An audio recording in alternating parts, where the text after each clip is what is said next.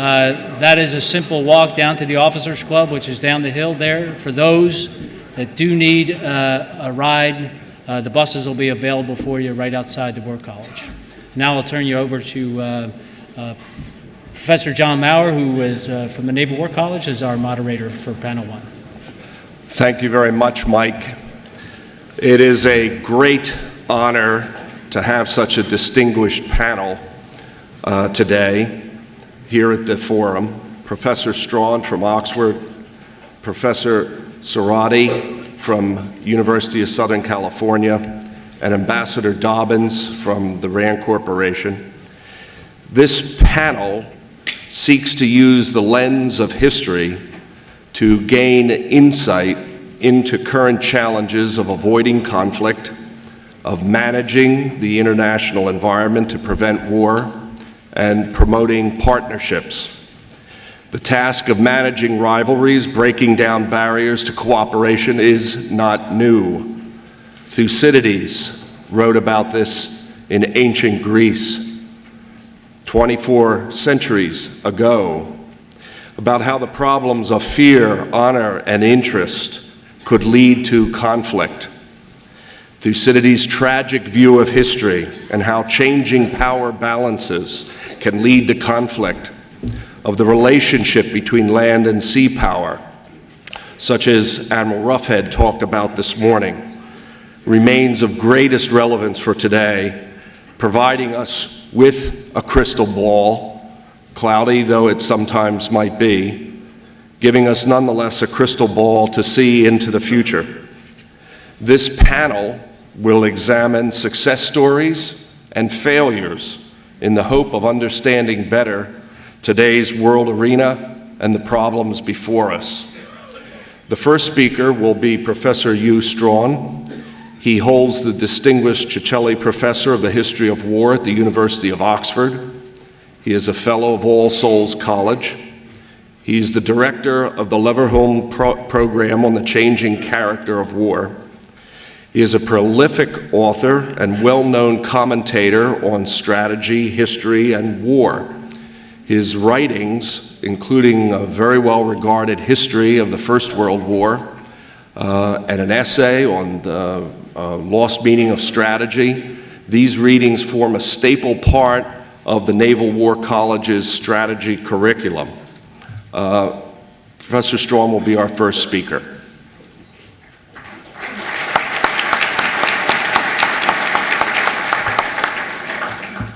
Thank you, John. I've been asked to speak about Britain before 1914, so I hope this is not an issue where crystal balls come into play. It's a story of failure. It ends in a pretty big war, and I can only make sense of it by saying that we need to think about paradoxes, partly because I think it's more important that we question very often in order the better to understand a problem. It's rather easier to come out with answers before we think, and if we confront a paradox, then we may question and perhaps reflect rather more deeply. I say that also because I think paradoxes are central to our understanding of British strategy before 1914. I'm going to start with just one, and that's probably because my wife would say that's as far as I can count, but there will probably be one or two others.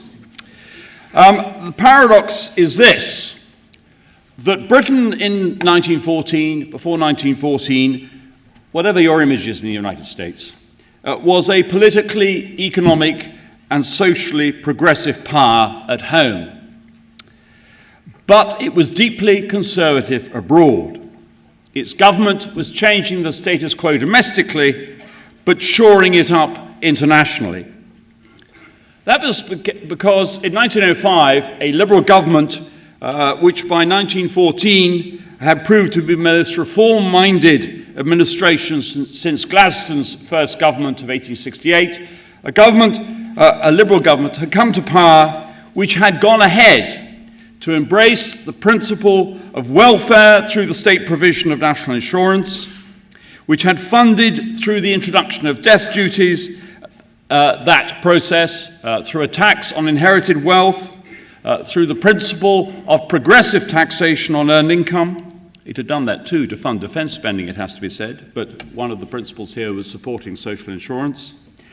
And in doing all that, it had incurred the opposition of the upper house, of the House of Lords, which it had then set about reforming, putting it into the shape which it enjoyed at least until 1997, when, of course, as you may know, Tony Blair tried to set about reforming it again, but didn't finish the job. And finally, it even embraced the principle that Tony Blair also embraced, which was the principle of devolution of government from Westminster, the idea of Irish Home Rule, which was, of course, shelved by the outbreak of the war itself. But if that was a radical track record at home, abroad, Britain was much less radical. It argued for the maintenance of the balance of power in Europe, and it sought to protect its empire outside Europe.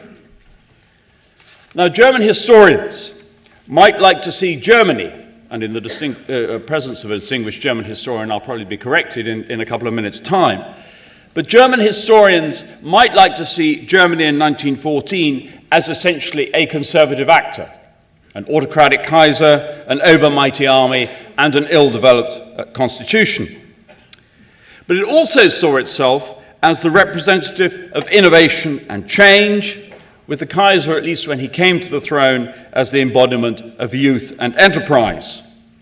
It led the world in terms of research, in an academic sense, in terms of higher education. By 1914, it was already the world's second-ranking industrial power, given the fact it had only been united for just over 40 years.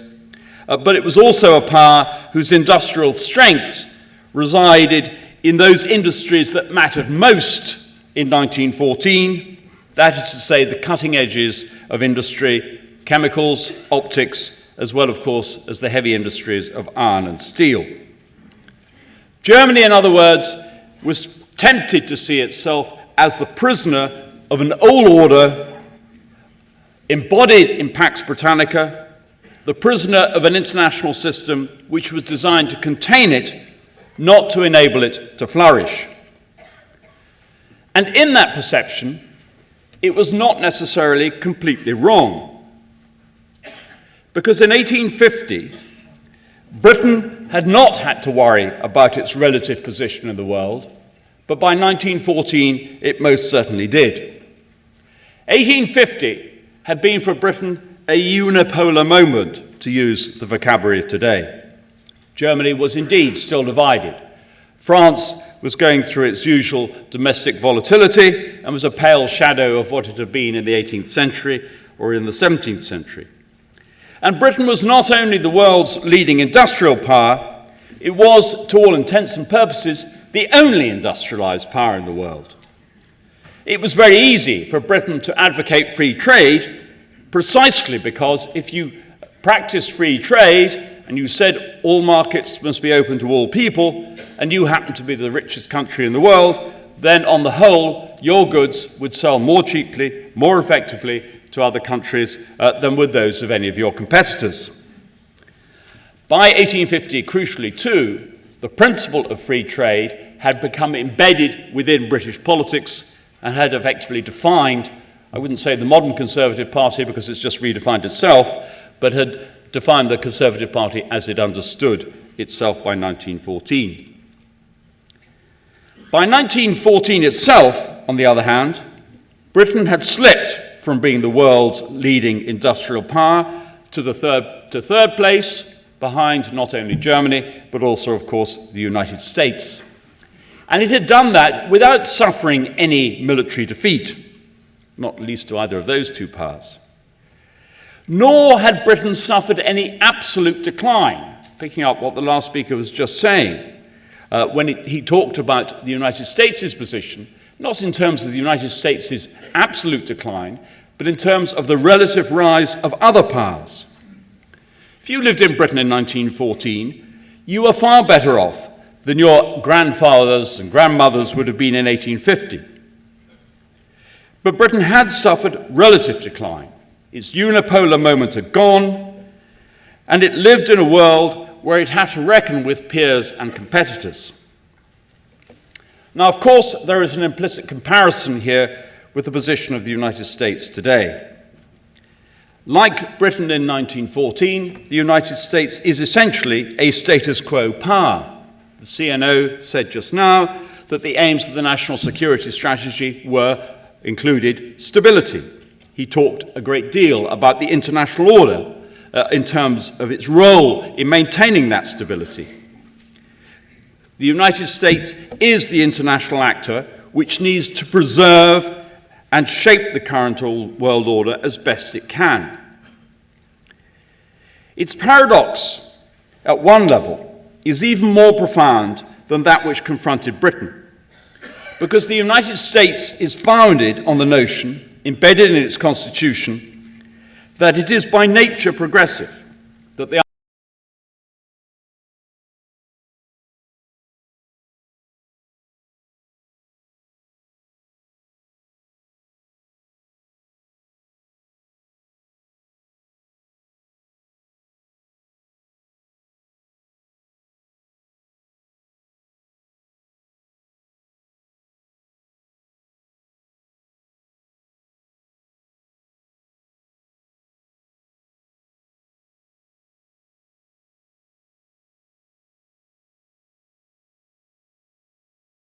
the notion of the world becoming freer, whatever that might mean, whether it means specifically in a democratic sense or not.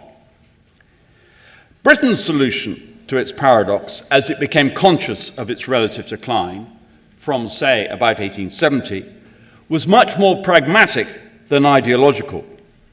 It could not abandon free trade, as that was an axiom of faith for all political parties, although tariff reformers were increasingly vocal before 1914. And because it could not abandon free trade, so it could not guarantee its overseas markets as other powers industrialized. The only possible exception to that lay within its empire. And so between roughly 1870 and 1914, the empire became a secure, inward-looking market bloc. Its members kept alive the demand for Manchester to produce cotton goods, which ensured that what historians have called the informal empire, on which they've also called the imperialism of free trade, had been dependent, was replaced by a much more formal empire, where it mattered increasingly that the world was indeed coloured red, and where therefore you could be sure that your rule ran. It is worth remembering that the British Empire did not reach its greatest extent in that sense of formal empire, until after 1919, after the First World War. If Britain had an ideology as it confronted the business of relative decline, then that ideology was manifested in the shift to a view of empire which was essentially less a hard pragmatic business and much more a set of ideas, to do with ideas of imperial federation, national efficiency, imperial preference, the notion that the empire was an agent for civilizing the world. And I have to say, my own College of All Souls was stuffed full of people before 1914 who subscribed to exactly those sort of ideas. But this sense of relative decline and its corollary, an increasing dependence on empire, had a further effect. It led to the development of strategy. Now, I don't want to get too carried away here. Most Britons up to 1914 understood strategy exactly as most European generals did. That is to say, it was the art of the commander, the use of the battle for the purposes of the war. But the conflation of global interest, imperial possessions, and sea power, and the need to protect them in peace as well as in war, led to a broader vision of strategy alongside that more ancient and more Clausewitzian one. It was not often called strategy, although Corbett coined the phrase major strategy to encompass it. The real sense of British vulnerability in the 1870s arose directly from the fact that between 1815 and 1914, the British population quadrupled, and it could do that, it could defy the Malthusian expectation precisely because its standard of living improved on the back of industrialization. But the corollary of that was, of course, the decline of agricultural production, which collapsed after the 1870s precisely because of the cheap grain imported from overseas, not least from North America, at rates much more cheaply than British farmers could produce grain, and this was, of course, the direct consequence of free trade. So Britain's very survival, in a literal sense, the ability of its citizens to feed rather than to starve, depended on the ability of the Royal Navy to keep the world's sea lanes open. That was the defensive task of sea power. And it meant that from the 1870s, Britain began to develop ideas of maritime strategy concerned with the command of the sea, in due course to use phrases like sea control and sea denial. Now, I hesitate to say this here in Newport, but all this precedes Mahan, even if it was not as coherently expressed as it would be expressed by Mahan himself. Sea power, therefore, matters, or mattered, because it was the principal line of defence. The defence against the invasion of the United Kingdom, the defence of British colonies, and the defence of British maritime trade. But it was also Britain's most likely means of offence if it were engaged in a war with major powers. But here, sea power had major problems. In all the major European crises after the 1860s, the Royal Navy had shown to be, frankly, irrelevant.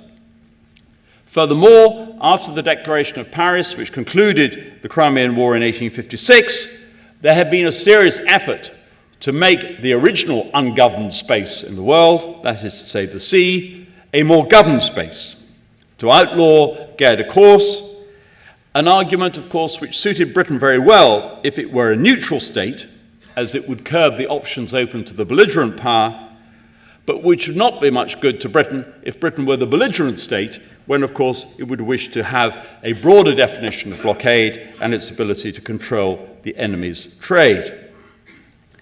So strategic thought in Britain flourished between 1870 and 1914, and it did so on the back of three disciplines: history, which of course Mahan used too, geography, popularized particularly by Halford Mackinder and his great lecture on geopolitics in 1904, and law. It's worth observing how many of those who thought about strategy before 1914 were trained as lawyers, including, of course, among them Julian Corbett. So when Britain went to war in 1914, the ideology that explained its actions was in part the ideology of civilization, that the empire stood for that, and that was easily transferred during the course of the war to the support of ideas like the League of Nations, the idea that there's some sort of federation was possible between comparably educated, intelligent, and well-meaning powers. But the other idea that was central was the idea of the force of law, the idea that Britain had gone to war in part to defend an international treaty, which was essentially to be given the force of international law. The other point to make about Britain and its approach to strategy before 1914 is that alone of the great powers, it had a governmental agency of sorts which was required to think about strategy. And again, I don't want to exaggerate this, but it is distinct from what was achieved in other states. In 1902, Britain had created a body called the Committee of Imperial Defence, a subcommittee of the Cabinet, chaired by the Prime Minister, attended by leading and relevant cabinet ministers, and also attended by the service chiefs. It had no executive powers, but you could at least argue that here is a sort of National Security Council in embryo. So Britain, more than the other European countries in 1914, had an idea of ground strategy, even if it didn't call it that, and had a government agency whose job was to coordinate ground strategy, even if it would have preferred to call it policy. But, and here is another paradox, Britain, alone of the belligerents, didn't really have a war plan in 1914. To be sure, the Army General Staff, created in between 1904 and 1906, had spoken to the French about the deployment of the British Expeditionary Force to France. But a train timetable and a list of ferry sailings are not a war plan. If the army had been prepared for war in Europe, it would have had conscription, it would have embraced the idea of the mass army, and it would have organized itself accordingly. In fact, the army could not decide, for totally understandable reasons, whether its next war was likely to be in Afghanistan or in Belgium. And that was exactly, if you think I'm taking Afghanistan for reasons of current relevance, I'm not. When the General Staff had its early conferences in 1909, 1910, Afghanistan was exactly the theatre of war that it had to address. And the army therefore acknowledged it needed a doctrine that did that too. These problems were equally acute, of course, for the Royal Navy, because if Britain were to have a war plan in 1914, the Navy, being the principal arm for European warfare in the eyes of the British public, would be the body that would have to have it.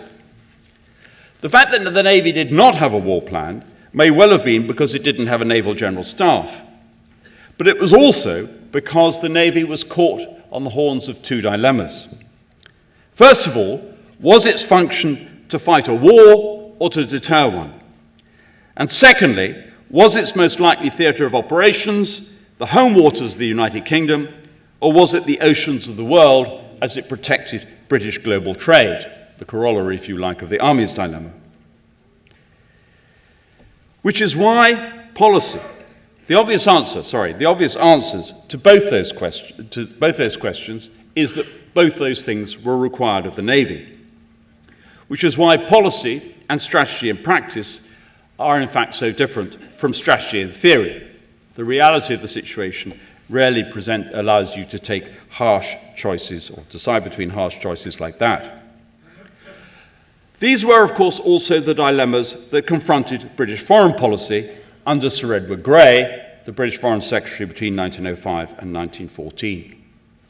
While Britain was pursuing a programme of social reform at home, its foreign policy, under remarkably consistent leadership and direction, was seeking to manage Britain's relative decline by embracing a sequence of regional settlements designed primarily to secure Britain's interests outside Europe.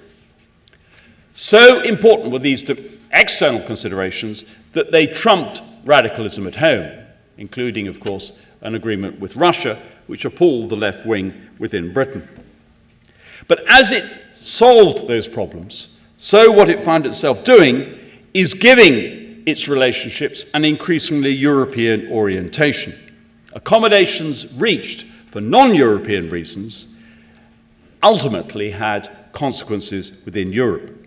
The very first of those agreements, the 1901 Hay-Paunsfort Treaty with the United States, acknowledged the United States' dominance of the Western Atlantic and put an end, of course, to the Great War that didn't happen in the 19th century. That is the war between the United States and Great Britain, that is to say, after 1812. In 1902, the deal with Japan, which left the Japanese responsible for security in the North Pacific and helped enable Britain to concentrate on its worries about Russia in India. In 1904, the Anglo-French Entente, which was primarily about North Africa and that really vexed question of international relations, Newfoundland fishing. And the 1907 Anglo-Russian Agreement, which was primarily about the security of India. But it was precisely those last two deals which began to tie European imperial security to British imperial security to European security. In 1914, Britain, as an imperial power, could not afford to lose as allies France or Russia, because if they did fail to back up France and Russia, they would jeopardize the security of the empire. It had to focus on Europe precisely because it was an imperial power. Meanwhile, of course, Germany interpreted those alliances as aimed specifically at it and designed to contain it yet further than it already felt itself to be. The paradox, of course, was that neither Britain nor Germany was opposed to a deal with each other. Both sought ways to achieve détente in 1910 and 1911, and neither came to a satisfactory conclusion. The German and British navies were the focus of that deal. And it's worth pointing out that naval rivalry may have been a source of tension between the two countries, but they were not a cause of the war. Both Fisher and Tirpitz saw their fleets primarily as instruments of Cold War. They were designed primarily as deterrents. Moreover, if we take the Cold War analogy, by 1911, Europe had two alliance blocs, the Triple Alliance and the Triple Entente, which prefigured the terms of the Cold War, which potentially could have been the source of equilibrium rather than instability, which could have been a means of shoring up the status quo rather than destroying it. At Poincaré, the French president recognized exactly that point, even going so far as not to woo Italy away from the Triple Alliance and into the Triple Entente for fear of upsetting that balance. If there is a legitimate criticism of British foreign policy before 1914, this is it: a failure to be able to follow through the logic of deterrence, the inability to signal clearly to Germany its commitment to its allies, even to the point of war. There's an editorial in today's Wall Street Journal which reports on Secretary Gates's speech to the Shangri-La delegation at the dialogue at the weekend, when he spoke about China. And it struck a chord when it ends, "The clearer the United States," I'm quoting it, "the clearer the United States is in responding to Chinese military assertiveness, the less likely China will miscalculate and become an enemy." Britain was not as explicit as perhaps it should have been. But in July 1914, its fear was that such behavior, i.e. giving a clear guarantee to its allies, would embolden them. It knew, as became evident in July 1914, that smaller and weaker powers can tweak the tails of larger ones and lead them into wars which they might not want. Another reason for Britain's reluctance to come out clearly in its deterrent posture was that as a government accountable to an electorate, the consequence of its progressive tendencies, if you like, the Asquith administration had to wait until its strategic position was underpinned by a popular commitment, until it had resolved the paradox, in other words, between its external policy and its domestic situation. And that required the public to catch up with the evolution of the July crisis and to become aware of what was happening on the other side of Europe. Ultimately, the point remains that Britain's responsibility for the First World War was essentially a limited and a negative one. But given the fact that there were two powers, Austria-Hungary and Germany, both of which had divided and incoherent governments, and both of which felt, for different reasons, that the status quo could not serve their respective interests, and who felt that the international system was stacked against them, and that they therefore had no interest in perpetuating the situation or in underpinning it. Given those facts, then Britain had no choice but to fight. The only sensible conclusion to draw from this is the strategy may imply the need to be prudent and far-seeing, but it is actually the plaything of contingency. Thank you very much.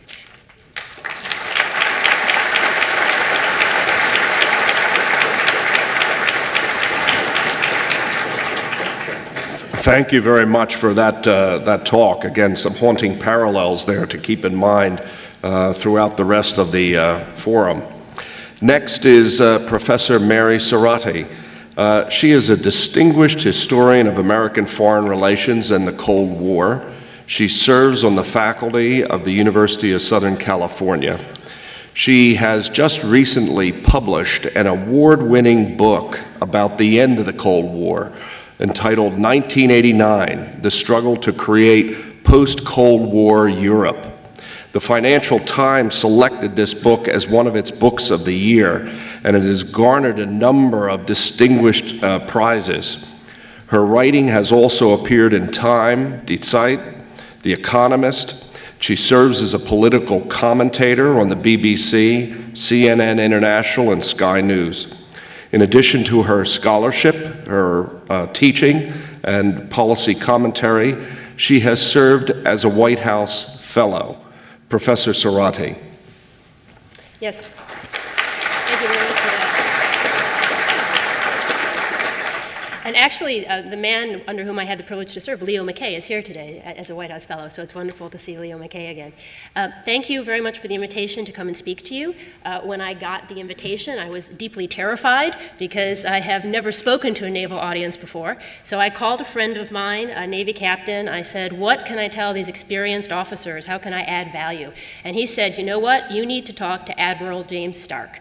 Not only was Admiral Stark formerly president of the Naval War College, he's also a great guy. So Admiral Stark, I called him up. I understand he's here today. I said, Admiral Stark, what do I do? He said, you're a historian. Tell him what we saw, tell him what we learned, tell him what it means. So that's basically what I'm going to do today. I'm a historian of the end of the Cold War, and what I'm going to do is try in the basically 20 minutes that I have to tell you what we saw at the end of the Cold War, tell you what I learned from it and have said in my book, and talk about what I think it might mean for today. And I'm happy to ask, because I'm going to have to skip over a lot of the details about the end of the Cold War, I'm happy to answer questions later. Before I start, I just want to add one caveat. This panel, as we talked about, as John Maurer said, this is a panel of historians.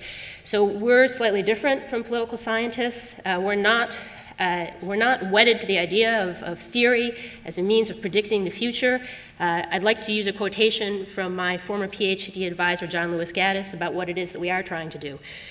John Gaddis said that the goal of historical scholarship is, quote, not so much to predict the future as to prepare for it. The process of studying history expands our range of experience, both directly and vicariously, so that we can increase our skills and our stamina. And if all goes well, we can increase our wisdom.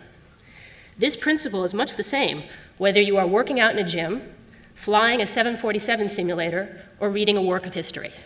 So I'm not going to try to predict the future here, whether it's possible to turn adversaries into allies, the topic of our panel, but I would like to prepare us for that eventuality by looking at one of the famous cases where enemies did become allies.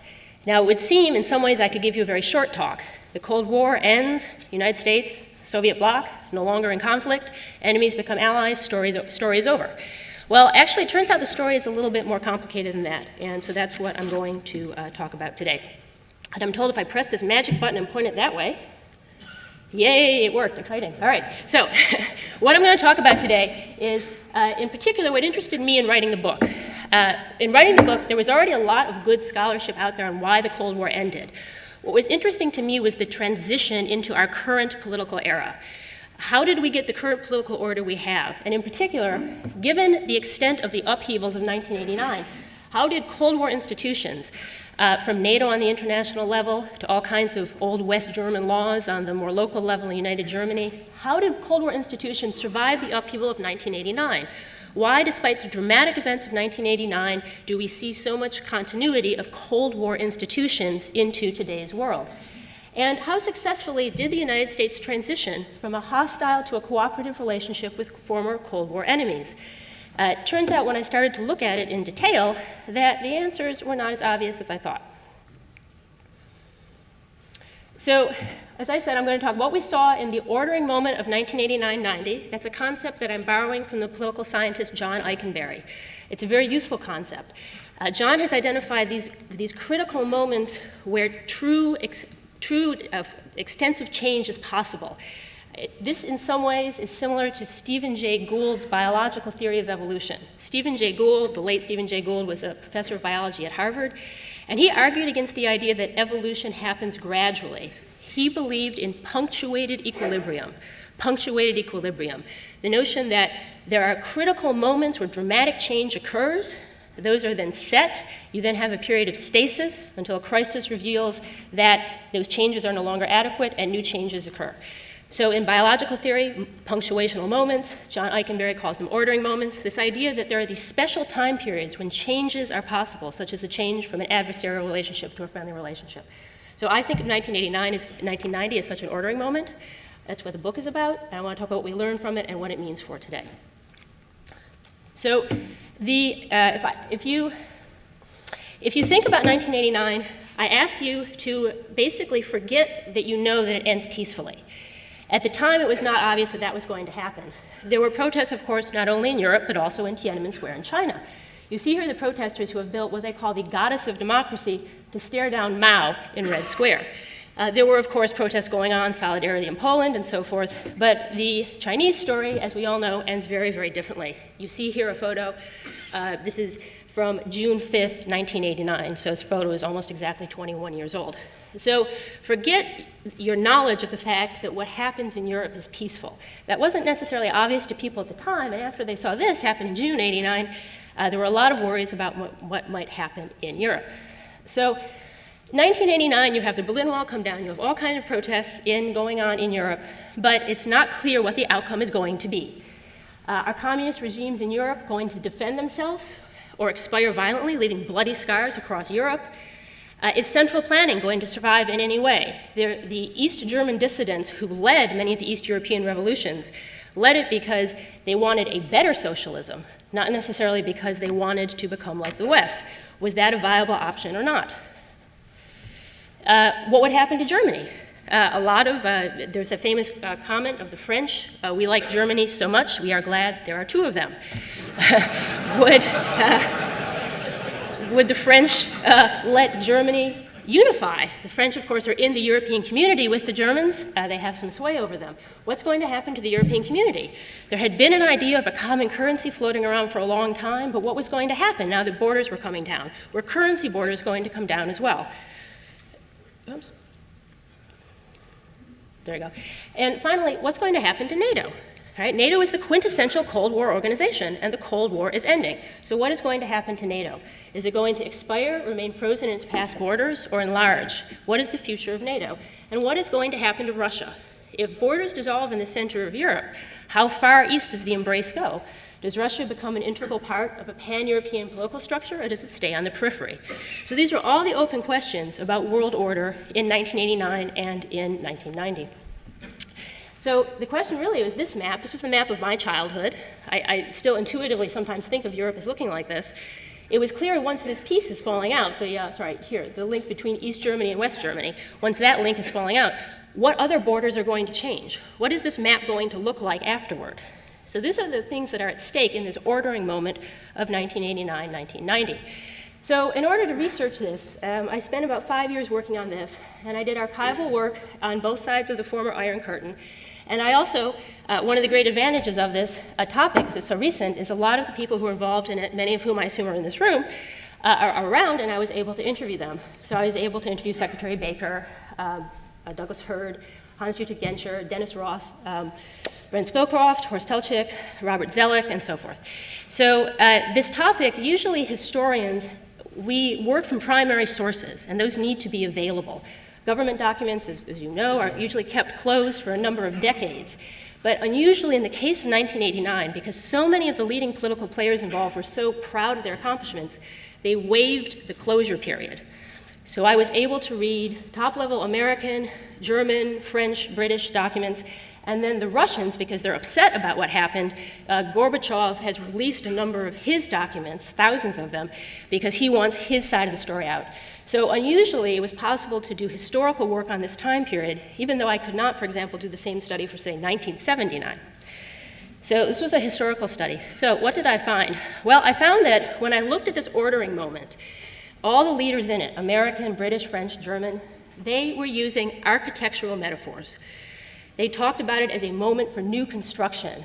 The Europeans talked about a European roof over a divided Germany that was going to grow together slowly. Baker talked about new security architecture. Mikhail Gorbachev most famously talked about a common European home. In every language in which I read documents, I found architectural metaphors. So I decided to learn from these participants in events themselves and think of this ordering moment as a kind of architectural competition where different models compete against each other, because politicians and architects, in essence, want the same thing. They both want to fabricate the future, and they need to get themselves into a position where they can do so. So, as I said, I then learned from the people in the events themselves, Bush, Baker, Genscher, Kohl, Gorbachev, and so forth. And I saw 4 very clear visions of a future for the post-Cold War world. In other words, the bipolar standoff is ending, so what comes next? And these 4 models, I'll talk about them more, were restoration, revivalism, heroism, and prefab. These are architecture terms, and I'll explain what they mean. Restoration. When the wall came down, the first instinct of the Soviet Union, so the empire that is crumbling, was to try to restore the past. Restoration is an architectural term for rebuilding something to look exactly like it looked before. In other words, you're just copying the past exactly, no innovation. And the Soviet Union decided we should resurrect 1945 in 1989. We should pretend World War II just ended, we should call a peace conference, or we should have the old 4-power quadripartite control of Germany restored. The 4 powers are going to dictate what happens to Germany, just like they did back in 1945. And actually, the Soviets succeeded. The US took part in a post-World War II quadripartite meeting in 1989 in Berlin. It's quite amazing. You read the documents from it, it sounds like it is 1945. The West Germans, not surprisingly, were horrified by this, right? Because under the 1945 model, they're an occupied, defeated enemy. So the West Germans quickly decided they needed to come up with an alternative to, before this idea got embedded in the minds of the 4 powers, that somehow you could act like World War II had just ended in 1989. So Helmut Kohl, the Chancellor of West Germany, originally proposes what I call the revivalist model. Revivalism is to revive an older style of construction, but to update it for modern purposes. And what he wanted to do was revive the idea of a German confederation. For most of its history, Germany had not actually been a nation state. It had been a collection of sometimes hundreds of principalities, roughly linked by language and culture, but not actually a nation state. And so the argument was, well, if Germany, if that's been the situation in the past for centuries, why not have 2 German states in 1 German nation and have them slowly grow together over the decades? And Helmut Kohl originally thought this would take decades to be successfully accomplished, perhaps by the year 2020. Now, this did not make the Russians happy, did not make Gorbachev happy. And Gorbachev, realizing he was getting nowhere with the 4-power idea, gradually the West started to be won over to Helmut Kohl. Gorbachev proposed a heroic model. Now, the term heroism in architecture is different than the term heroism in popular culture. Heroism in architecture is an ambivalent term, that you have huge ambitions, but they're not really practical. You can't necessarily realize them. There were a number of what were called heroic design exercises, often in the service of authoritarian regimes in the middle of the 20th century. And this term fits what Gorbachev wanted because he suddenly realized the best way forward was some kind of brand new security alliance from the Atlantic to the Pacific that should include Russia. He wanted Russia to be included in some kind of European security structure. He had all kinds of ideas about this. At one point he said, why don't we merge NATO and the Warsaw Pact? At another point he said, why don't we put Russia in NATO? It never quite got defined how he wanted this to emerge, but the key was that he wanted Russia to be involved. Now, all of these models, you'll note, all of these models diminish American influence in European security, And neither Washington nor Bonn, the capital of West Germany, wanted that. Washington was very fortunate that it had Helmut Kohl in Bonn because he was a very, very strong believer in the Western Alliance. Other West German chancellors might have had different ideas, but Helmut Kohl saw American participation in Europe as a critical part of European security. So the successful model, the one that wins, is prefabrication. Now by that, I don't mean to say that prefabrication, I don't mean to imply that somehow this is cheap. Prefab, rather, means something that is constructed at an alternate location and then brought to a site completely intact and installed. And what Washington and Bonn decided to do was to take the institutions that had proved themselves to be successful and durable during the Cold War, most notably NATO, but also the Basic Law in West Germany, which was never supposed to be a constitution for all of Germany, and the West German currency, take all of these prefabricated institutions of the West and transfer them to the East as quickly as possible. And this turns out to be the successful model. It's validated when there are free elections in East Germany. There are candidates in those elections supporting each of these models. They don't use these architectural terms, but they use these details, and this model clearly wins. So you have these institutions that were created in the Cold War world then being perpetuated into the post-Cold War world. So this is accomplished through some very skillful diplomacy. You see here, some of you are laughing. This is the Malta summit, known as the CSIC summit. Took place, of course, maybe some of you were there. If you were, let me know. I'd like to interview you for future research. This took place on a Navy ship. Oops, sorry. Took place on a Navy ship and took place on a Soviet ship in the Malta harbor. George Bush and the West German Chancellor Helmut Kohl, they realized that even though Mikhail Gorbachev was extremely popular internationally, he was not only Time Magazine's Man of the Year, he was in 1988, he was Time Magazine's Man of the Decade in 1990. Despite the fact that he had enormous international popularity, Bush and Kohl realized that he was on very thin ground at home, and sure enough, Boris Yeltsin replaced him before long. And it's clear from the documents that Bush and Gorbachev knew that Bush and Kohl knew that Gorbachev was on thin ground. So, to start to conclude, what did we learn from these sequence of events? And again, I can give you some of these details if you're interested in the question and answer. Well, we saw that Germany successfully unified in a very short period of time, which no one had initially expected. No one thought in November 1989 that Germany would be completely unified by October 1990, 20 years ago this October. Europe negated the violent Chinese example, so it did not transfer into Europe. As a compensation to the French, Europe expedited the common currency. In other words, Francois Mitterrand, the leader of the French, since they were going to be, since the two Germanys were going to become one, he wanted something in exchange, and what he got was the expedited installation of the European common currency. The EC and NATO both gained the ability to move eastward beyond their 1989 borders, and this solution ended up with the Soviet Union and Russia outside of any post-conflict security structure. So Gorbachev basically failed in his strategic goals and did not become part of a European security structure. So, what does this mean for today in conclusion? Well, as I said, historians are a little uncomfortable with prediction, but I would like to offer a few thoughts. The first is that you have the perpetuation of Cold War institutions beyond the end of the conflict for which they were designed. You see this both in intangible forms, and you see this in tangible forms. Weapon systems that all of those services have that were designed to fight a Soviet enemy that are much harder now to, that are not necessarily the weapons needed to face, what is it called, the irregular challenges. I saw there was a flyer about that in all of our packages of materials. So what do you do with these Cold War platforms that you have, these legacy platforms that you have from the Cold War? How do you change them to adapt for the post-Cold War world? The same applies to thinking about security. You also have the perpetuation of a number of unresolved issues from the Cold War until today. There are some questions that I saw my historical actors asking in 1989 and 1990, and we're still asking those questions today. What security institutions and platforms are best suited for a post-Cold War world? In some senses, that wasn't really resolved when the Cold War ended. There was this preference, as I said, for perpetuating what had worked in the Cold War, which is understandable. But 20 years on, perhaps that's not necessarily the posture that we still want to have. And what relationship should NATO have with Russia?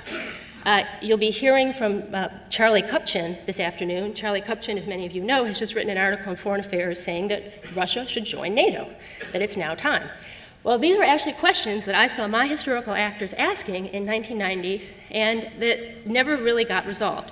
So there's a certain amount of unfinished business left over from the end of the Cold War, from that ordering moment, that we're still trying to address today. So thank you very much for your attention.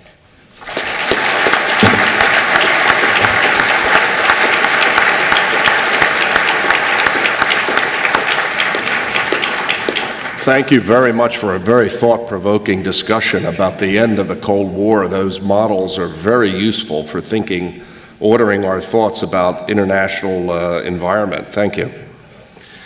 The third speaker of this panel today is Ambassador James Dobbins. He directs RAND's International Security and Defense Policy Center. He has held a number of critical posts in the State Department and White House, including Assistant Secretary of State for Europe, Special Assistant to the President for the Western Hemisphere, Special Advisor to the President and Secretary of State for the Balkans, and Ambassador to the European Community. He has been thrown into the arena in several hotspots in recent years. He's received the task of managing crisis assignments as Special Envoy for Somalia, Haiti, Bosnia, and Kosovo. He served as the Bush administration's first Special Envoy for Afghanistan, and on 16 December 2001, he had the honor of raising the American flag over the newly opened U.S. Embassy in Afghanistan. He is a leading author, too, of an important study that was done of lessons learned by the RAND Corporation of nation building and occupying Iraq, a history of the Coalition Provisional Authority. That is a study of great importance for thinking about what was done in Iraq during the Bush years. Ambassador Dobbins. Thank you.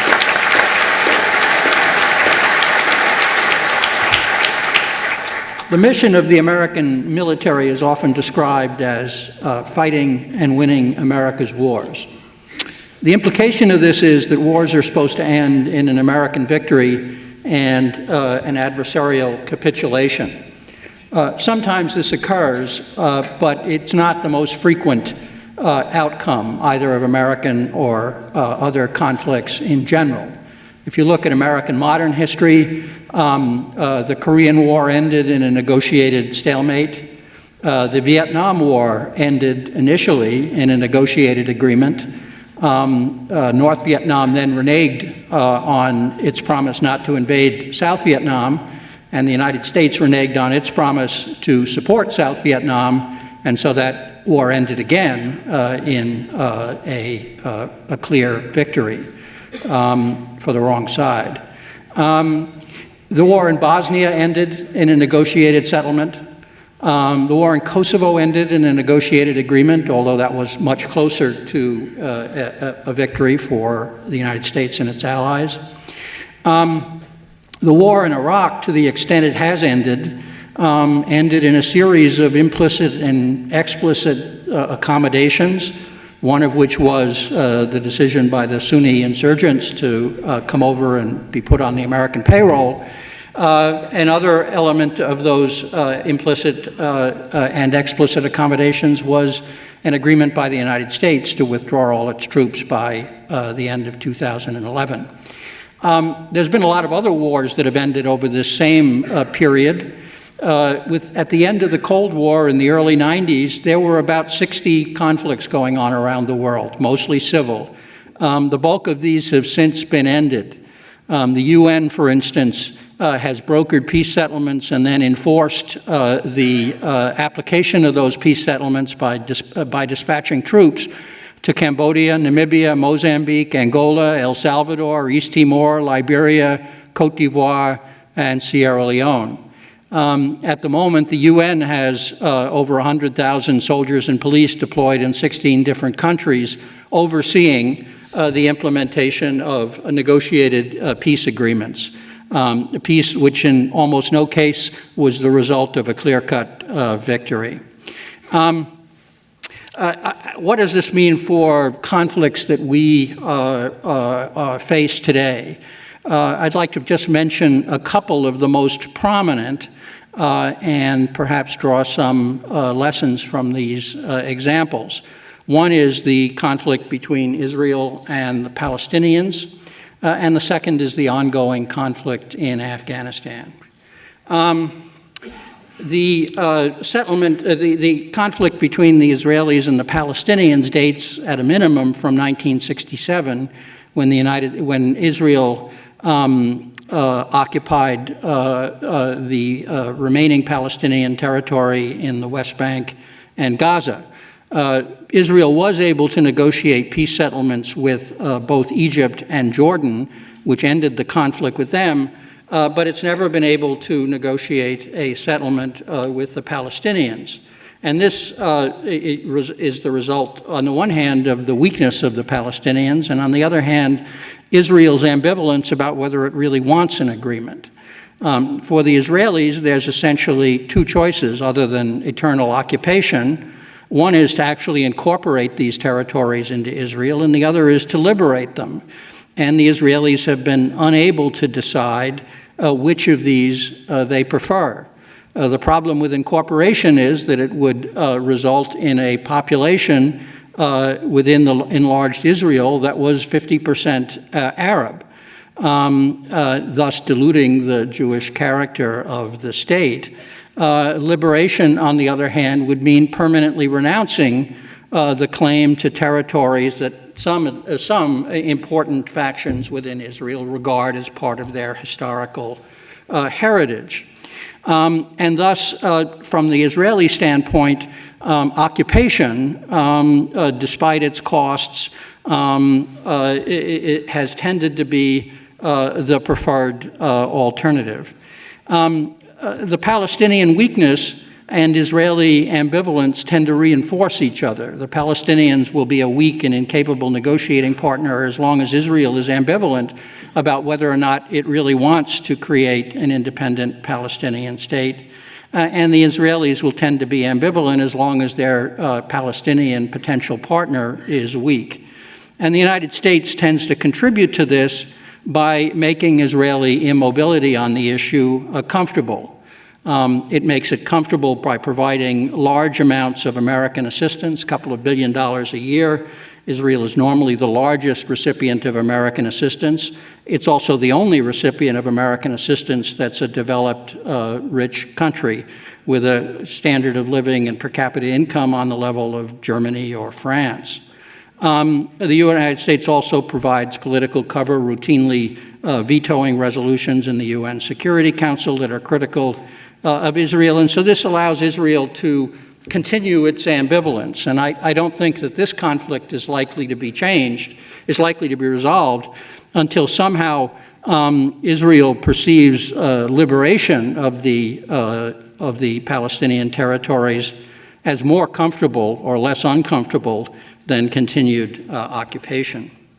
The Afghan case is another.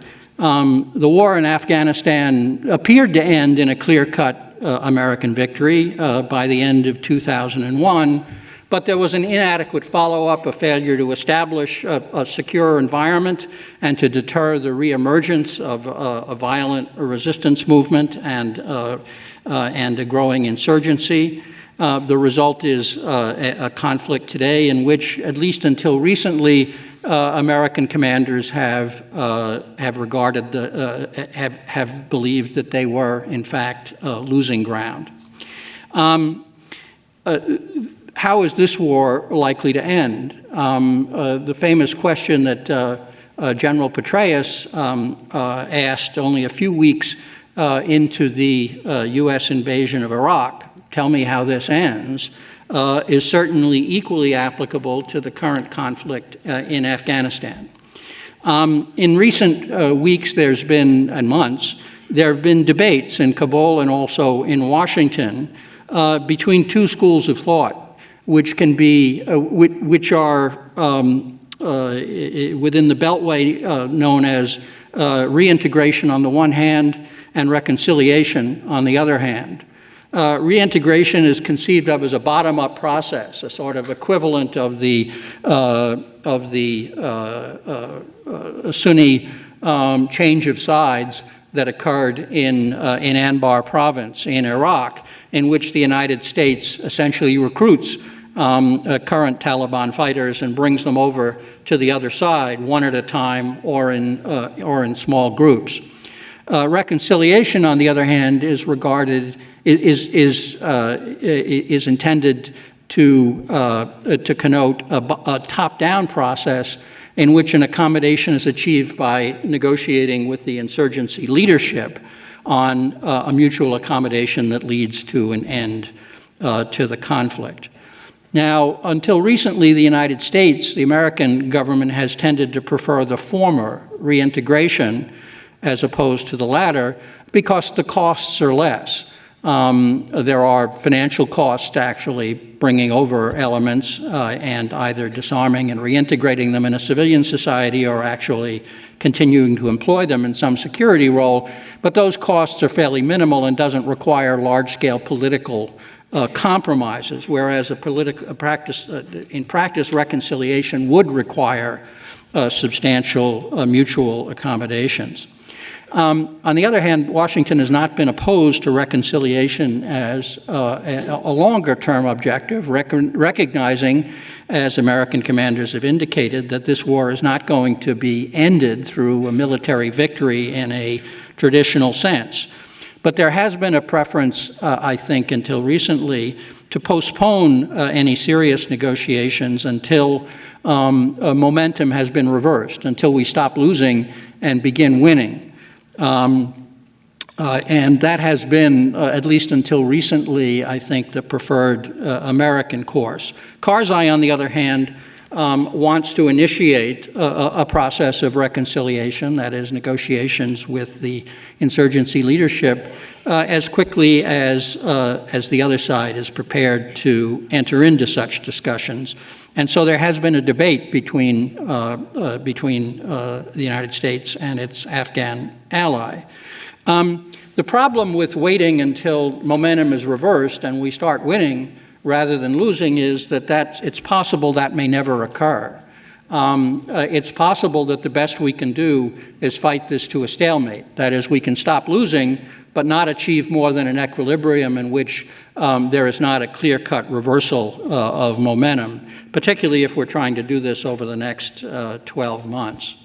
There is some hope that the Iraq analogy, the Sunni awakening, could somehow be applied in Afghanistan, but I think that there are a number of reasons to think this is not likely to yield as dramatic an outcome as occurred in Iraq. First of all, in Iraq, the Sunnis were losing. They were losing big. They weren't losing to the U.S., they were losing to Shia militia. They'd been pushed out of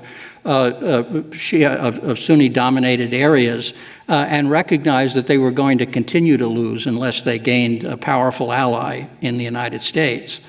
Secondly, al-Qaeda was a real threat to the Sunni leadership and was threatening to displace them. And thirdly, the tribal leadership in Iraq continued to be a powerful force. None of these are as true in Afghanistan. The Taliban aren't losing in the way the Sunnis were losing. Al-Qaeda is not terribly present in Afghanistan and certainly doesn't present a threat to the Afghan Taliban leadership. And finally, tribal structures in Afghanistan have been weakened by almost 30 years of civil war. The result of these considerations, I think, has led Washington to, perhaps with some reservations, support Karzai's call for reconciliation and for negotiations with the insurgent leadership, provided certain conditions are met. And Washington has set 3 conditions. One is that the other side should renounce ties to al-Qaeda. The second is that the other side should lay down its arms and start fighting. And the third is that the other side should work within the Afghan constitution. It's not clear whether these are preconditions to negotiation. I think they are not.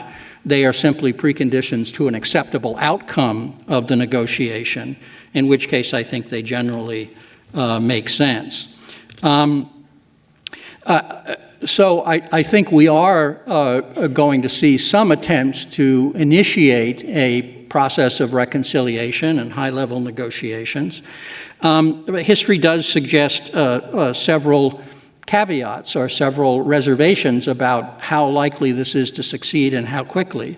First of all, these negotiations tend to be fairly lengthy, tend to last several years once they're started. The second is that the fighting usually increases while the negotiations go on, as each side maneuvers for maximum influence and advantage.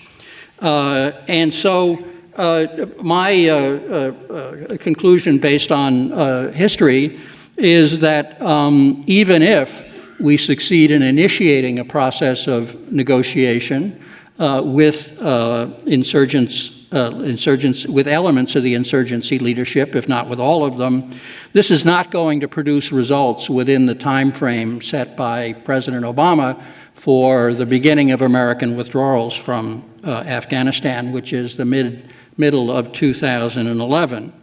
I think that the main lesson of history is that while negotiated settlements do require some level of mutual accommodation, the advantage goes to the side with the greatest endurance. And so if we want to secure the advantage in these negotiations in Afghanistan, we're probably going to have to ride by that mid-2011 deadline and make clear that significant reductions are not going to be undertaken unless and until suitable conditions can be set through negotiation, if possible.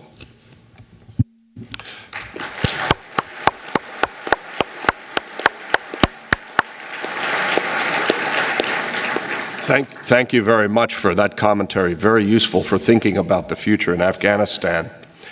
Let us take some questions now from the audience. I see a question right here in front. If you could stand up and identify yourself and use the microphone, and if the question is the whole panel or an individual, let us know.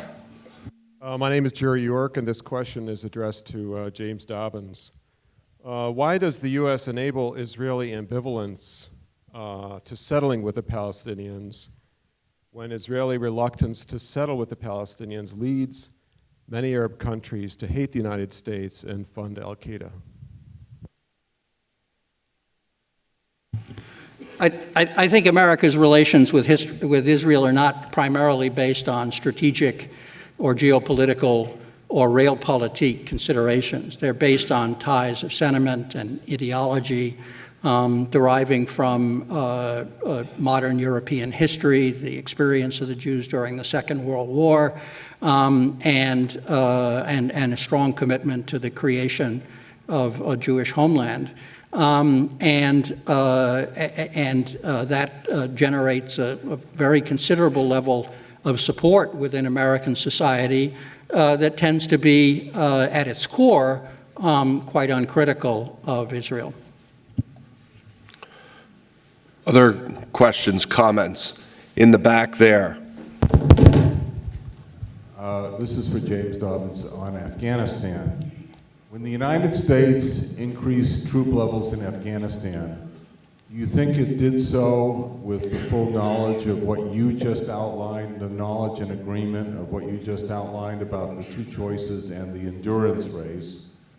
And do you think that what we're doing there is more than 50% having to do with the al-Qaeda base, or more than 50% having to do with the fears of a failed state in Afghanistan, of Pakistan and nuclear weapons? I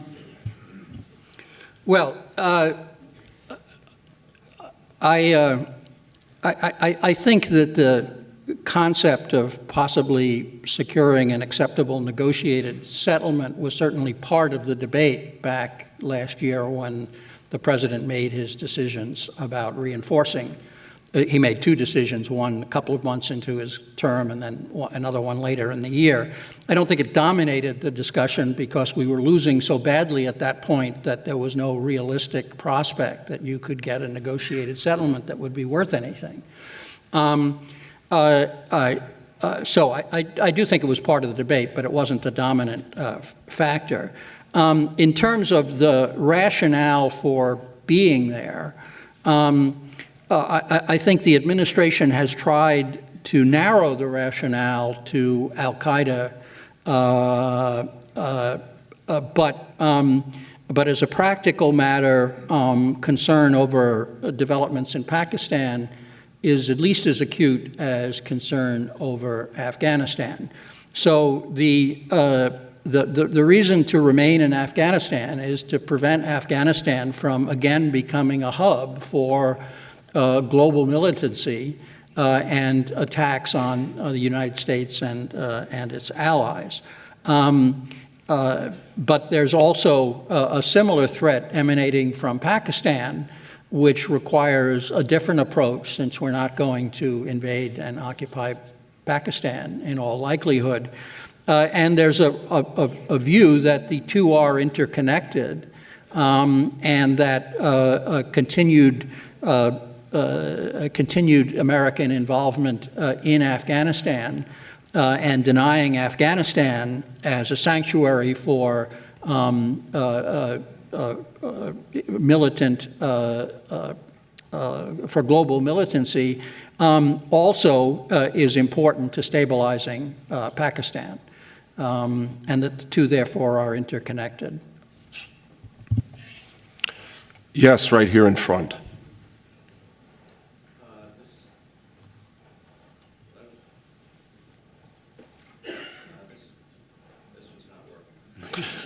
I'll repeat the question. Speak up.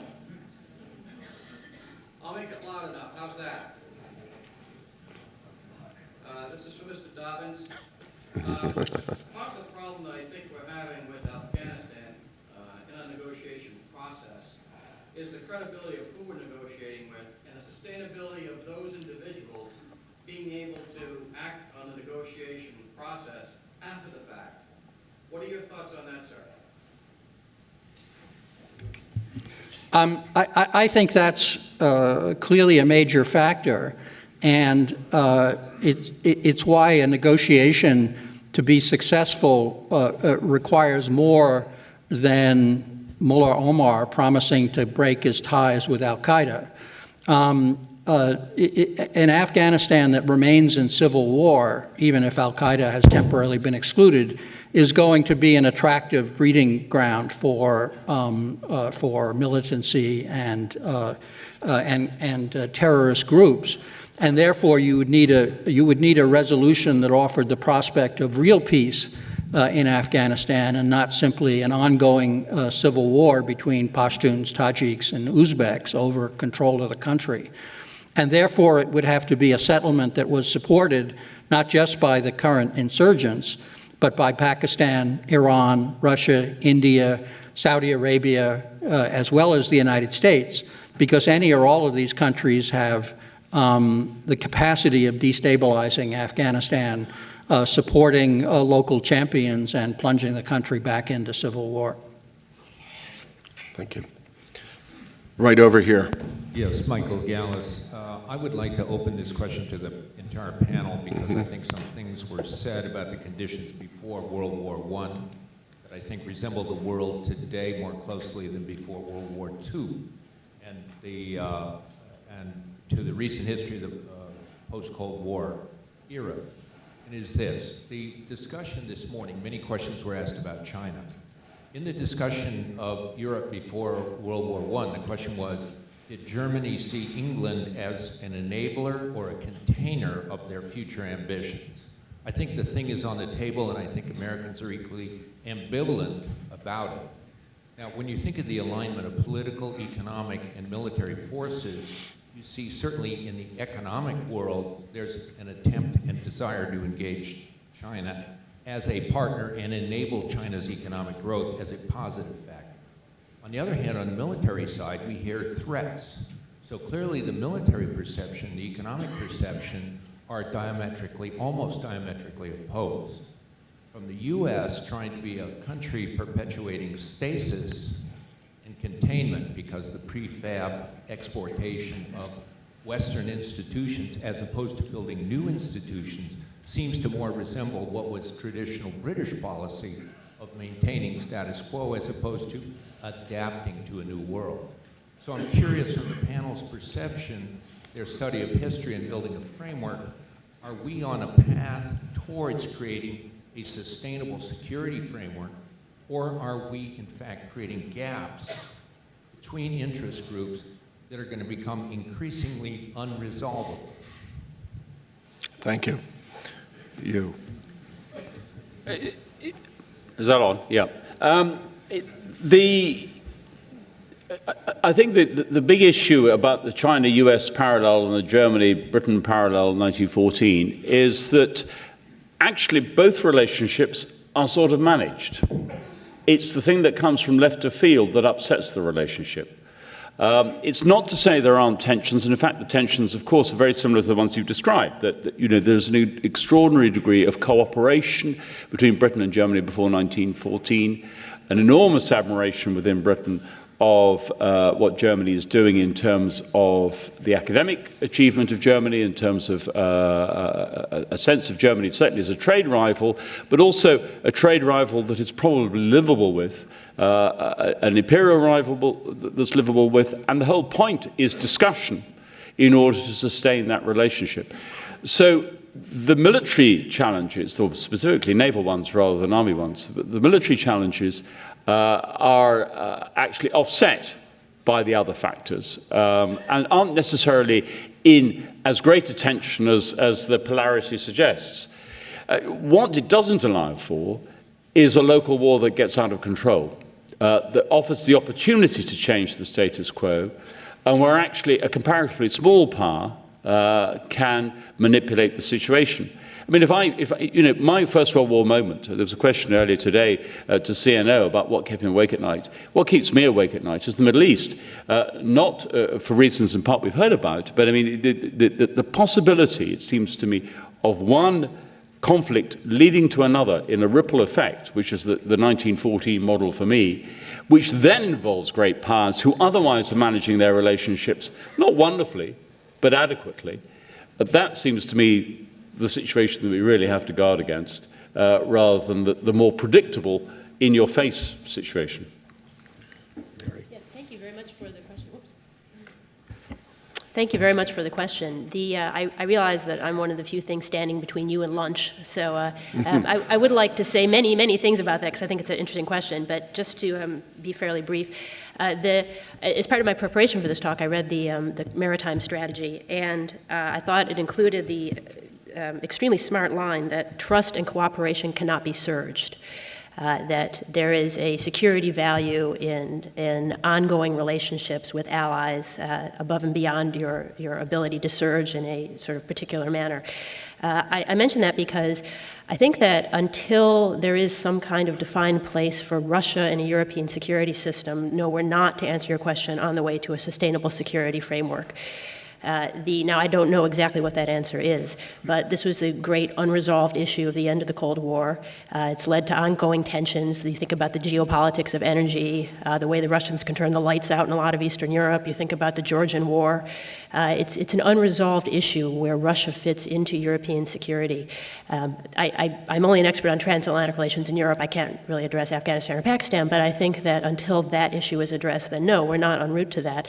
And that by taking the prefabricated institutions from the West, as successful as they were, and sort of moving them partway across Eastern Europe, we left we sort of moved a front eastward in a sense and left some unfinished business there.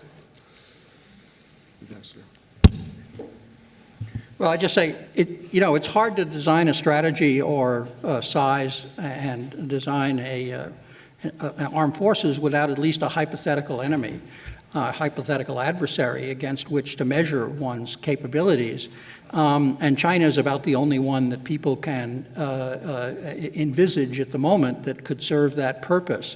Throughout the 19th century and indeed into the 20th century, the U.S. military, particularly the U.S. Navy, tended to game against Great Britain as the most likely, or at least the most powerful, potential adversary. The only source of a potential conflict with China would be Taiwan, which is serious enough. But I do think that the United States has made genuine efforts to draw China into broader collaborative arrangements. For instance, moving from the G8 to the G20 was a major step in terms of reordering the management of the global economy, recognizing China's massive and basically very positive influence in that sphere. China is beginning to participate much more heavily in UN peacekeeping. It's about the 6th or 7th largest contributor. It even has Chinese police working for the UN in Haiti. So I think that China is being drawn in really as rapidly as we reasonably can expect them to be Secretary Gates' recent efforts, rebuffed by the Chinese, are another example of our efforts to do that. Well, I now have the disagreeable task of playing the heavy and bringing these proceedings to a close, this panel to a close. But please join me in thanking the panelists for their insightful presentations.